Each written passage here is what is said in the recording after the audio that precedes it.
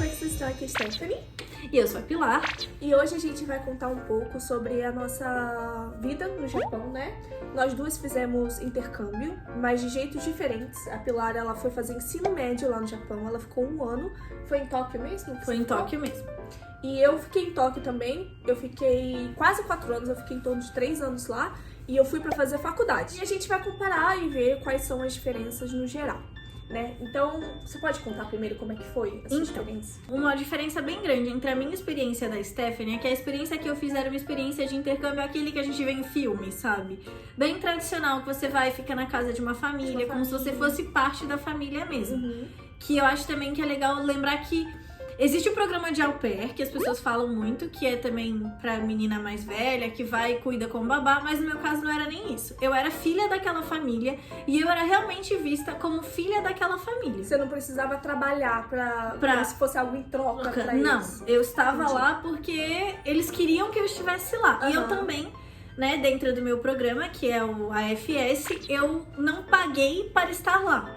Tipo assim, a família não recebia nada pra me receber. Eles recebiam voluntariamente porque eles queriam ter a experiência de receber um intercambista na casa deles. Você tem uma vivência cultural muito profunda nesse sentido, porque quando você entra na casa de outra pessoa, que é do país de origem pra qual você tá indo, você tá entrando muito mais naquela cultura, naquele estilo de vida. Porque quando você mora sozinha, você pode viver ali dentro da sua casa. No seu mundinho ainda, né? É, do seu jeito. Se você quisesse comer comida brasileira todo dia e você tivesse como fazer, você poderia. É. Só que eu dependia da minha família pra me alimentar, Você pra tinha que se adaptar ao estilo de vida deles. ao estilo de vida deles. O que me trouxe uma experiência muito grande. E pela fase que eu fui da minha vida, é uma fase, eu tava 17, eu tinha 17 pra 18, né?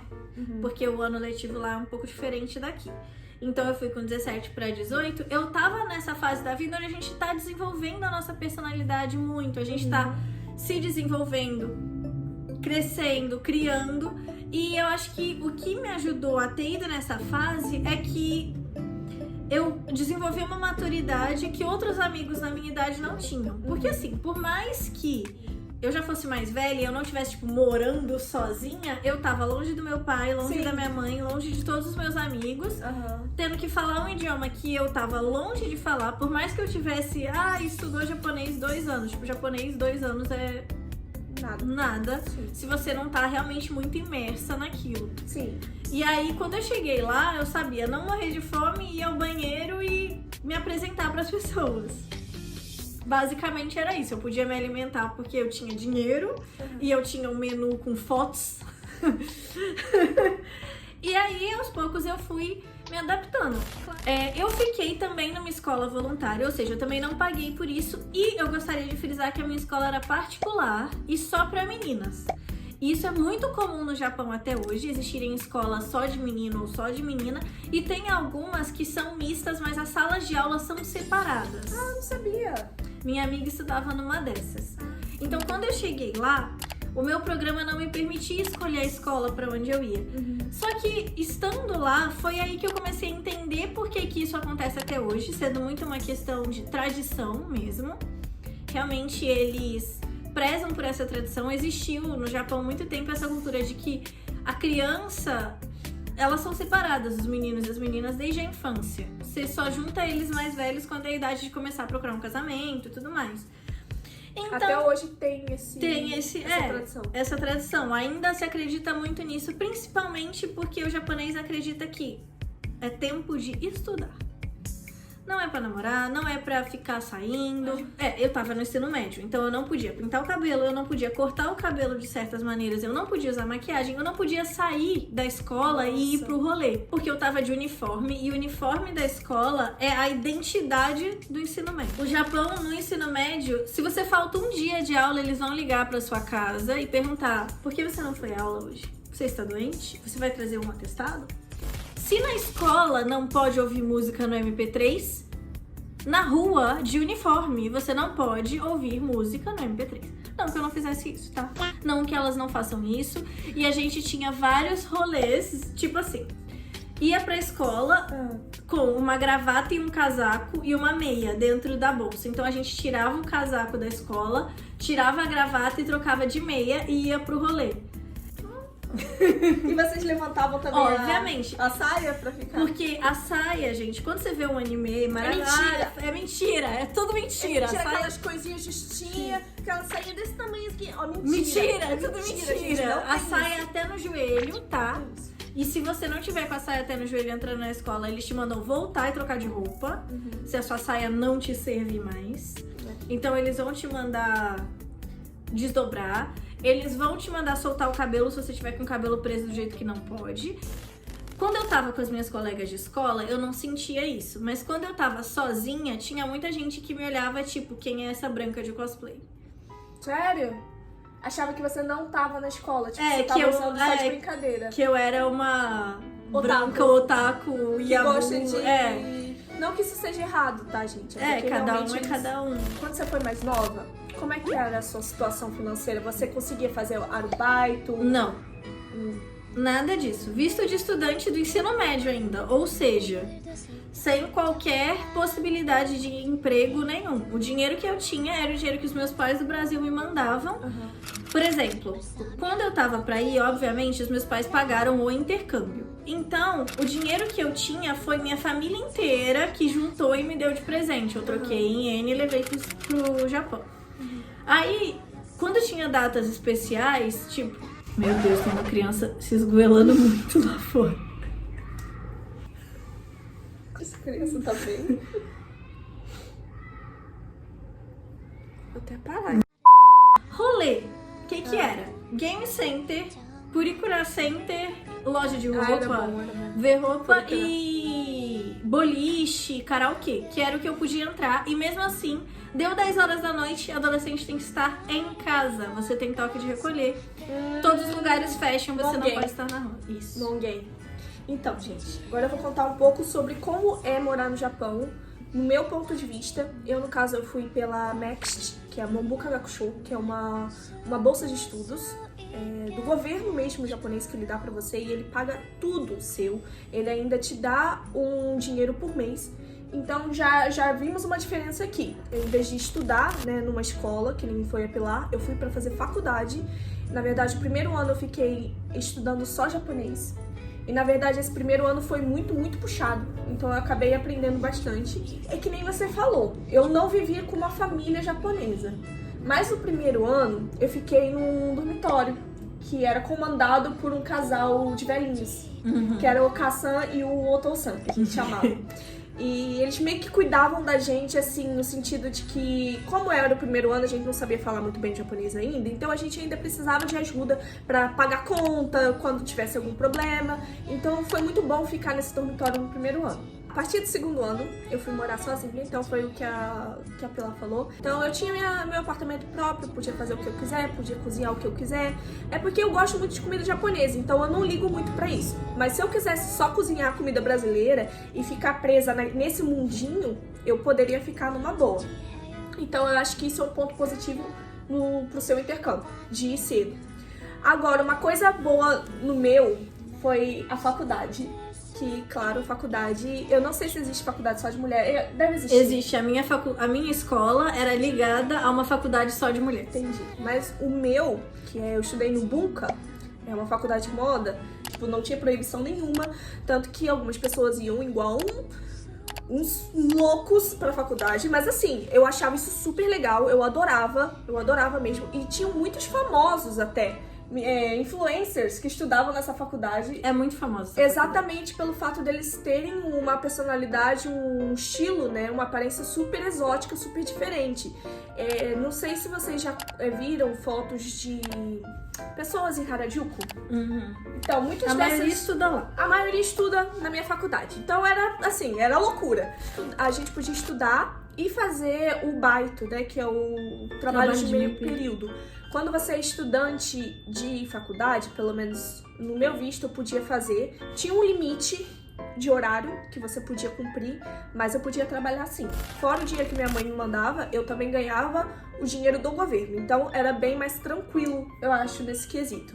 A bolsa é boa, viu, gente? A bolsa é boa, gente. Pode procurar lá. Olha, a bolsa é bem boa. Se vocês... Cara, é a melhor bolsa.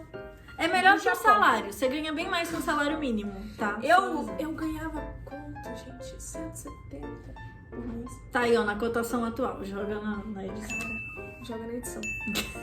Joga na edição, Joga na na cotação. edição. O dólar tá lá em cima, ó. Ó o dólar lá em cima. Não era 170 não, desculpa. Eu acho que era 120. 120 e eu pagava 70 mil ienes de aluguel e sobrava... Meu Deus, eu sou ruim em matemática. Amor. 50. Tá? 50 mil ienes pra ficar durante o mês. Outra coisa, hobby, né? Hobby não tinha mongen. O primeiro ano, como a gente ficou nesse dormitório, tinha um mongen, que é o horário de recolher. Era 11 horas. A partir de 11 horas, o Oto-san, o San ligava pra gente e perguntava: onde você tá, menina? Volta pra casa. Aí, quando a gente iria dormir na casa de um amigo, a gente tinha que escrever antes, falar: olha, eu vou dormir na casa de fulana e tal, o telefone dela e tal. E era assim, era um pouquinho regulado no primeiro ano. Mas a partir do segundo ano, não tinha isso, né, gente? A gente já era adulto, eu fui com 20 anos e fiquei lá até os 24. Então, a partir dos 20 anos, a gente já é considerado adulto no Japão. Então, a minha experiência de vida era muito mais voltada para uma experiência de um adulto que tem o poder todo na própria mão, sabe? Não tinha ninguém me controlando. Em relação a hobbies, era a mesma coisa que vocês. Tipo, É que isso é o que o japonês gosta de fazer. É. Mas, por Mas exemplo, balada. Balada eu nunca fui. Mas tem uma coisa que eu acho que é legal explicar, que o ensino médio já é mais livre do que o ensino fundamental. Porque até o que seria o nono ano, você não pode entrar em game center, tá? É proibido. Não sabia. É proibido, eles não deixam entrar. Então a gente ainda podia fazer coisas que outras japoneses quase da nossa idade não podiam. É tipo, vai ficando mais velho, vai tendo mais liberdade, né? Só que aqui a liberdade ela é meio que indicada pelos seus pais. Tenho amigos meus que com Aqui no 13 Brasil. Com 13 anos, ficam Sim. bêbadas, saem, ninguém tá nem aí. E tem amigo que com 20 anos, a mãe tá regulando se vai ou se não vai sair de Eu casa. tenho 25. Eu vou continuar assim até minha mãe viver. E eu não tô reclamando não, tá, gente? Te amo, mãe. Mas você Só regula que muito. lá no Japão, a lei é assim. As pessoas têm uma cultura de seguir as E leis. não só a lei, mas assim, a sociedade é assim, né? Pra lá, a ideia é, você é criança até que você se torne adulto. Você só é... Você é criança ou é adulto? Tá? Você não é adolescente. Você não é Meio, pré-adolescente. Você é criança, você... Isso acontece o quê? Com 20 anos, ratativo. Quando você faz o ratati, você se torna adulto, né? Que é quando Adulto você pode mesmo, beber, quando você Pode ir presa. Pode ir preso, mas dirigir não. Dirigir você pode dirigir com 18 anos e moto com 16. A moto eu não sabia que tinha. Moto é com 16. A idade que você vai fazer o intercâmbio influencia muito. As pessoas não levam muito isso em consideração, mas realmente influencia muito. Influencia. Se você vai fazer com 16 anos, 17 igual eu fiz... Lembra que você não vai estar lá no país, a Deus dará, não vai estar... finalmente eu tô longe dos meus pais, vou ser livre. Não é assim. Não é assim. Principalmente no Japão. Não sei em relação a outros países, né, como é que é, mas no Japão tem muito essa cultura que a Pilar explicou. Então, realmente... Não vá achando que você vai ser livre, que você não precisa seguir nenhuma regra, porque seus pais estão longe. Muito pelo contrário. Você é um estudante estrangeiro. Sendo cuidado por um monte de gente o tempo Sim. inteiro. Provavelmente você vai ter menos liberdade do que você tem no seu país de origem. Não, gente, não é nem isso. A gente tem que dar... A gente tem que mostrar que a gente sabe respeitar a cultura dos E não outros. só a cultura, eu acho que é uma questão de cuidado. Você está lá sem a sua família, sob a responsabilidade de outras pessoas. Pra mim é meio óbvio que você vai ter que se adaptar e viver aquilo. Pra mim foi muito difícil. Até 4 meses eu queria voltar. Todos os dias eu falava, o que eu tô fazendo aqui? Por que eu tô aqui? Melhorou. Eu já fui ao contrário. Eu fiquei o primeiro ano, até metade do segundo ano, eu fiquei tipo, cara, eu nunca mais quero voltar pro Brasil, aquele país de merda. Mas a partir do terceiro ano, eu já estava ligando pra minha mãe, chorando, falando, mãe, eu quero voltar. Eu já expliquei o porquê de eu querer voltar no outro vídeo, eu vou deixar linkado aqui em cima. Tem vários fatores que influenciam a pessoa querer voltar pro país de origem. Mas assim, a Pilar ficou só 1 ano, né? Então, Eu tenho muita vontade de voltar e um dia viver uma outra experiência em uma outra fase da vida. Então eu acho que... Espero que logo isso possa acontecer, ou no tempo que for pra acontecer, se Deus quiser. Tudo vai acontecer no tempo certo. Isso aí, gente. Mas... Espero que a gente tenha esclarecido, né, alguma dúvida de vocês. E é isso, eu acho que a idade influencia muito. Você também tem que escolher muito bem o tipo de intercâmbio, porque nem todas as experiências são iguais.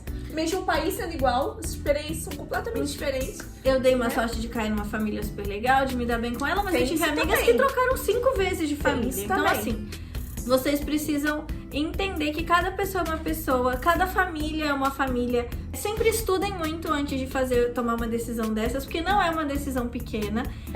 E é uma coisa que vai mudar a vida de você. Muda, gente, muda. Muda a sua cabeça, muda a pessoa Sim. que você é. E é muito divertido, é maravilhoso, mas isso não quer dizer em momento nenhum que seja fácil. Não.